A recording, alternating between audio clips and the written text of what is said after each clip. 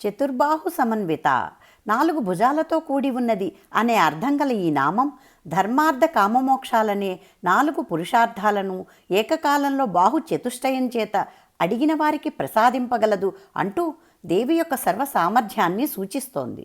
ఈ బాహువుల్లో అభయ వరముద్రలను స్ఫురింపచేయక కేవలం బాహువులుగానే కనిపించడంలో అమ్మవారి పాదాలను ఆశ్రయించిన వారికి వరము అభయము లభిస్తాయని, వాటికై ప్రత్యేక ప్రదర్శన అక్కర్లేదని తేటతెల్లమవుతోంది.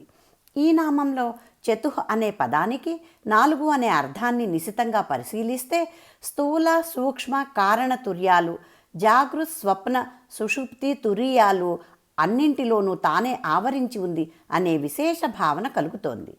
పంచదశీ మంత్రం శ్రీమాతకు మంత్రమయ శరీరం. ఆ శరీరంలో 4 కూటములున్నాయి. ఈ 4 కూటములు 4 బాహువులుగా గల మంత్రమయ శరీరంలో శ్రీమాతకు ఈ నామంలో చతుర్బాహు సమన్వితగా మనకు సాక్షాత్కరిస్తోంది. శ్రీమాత్రే నమః.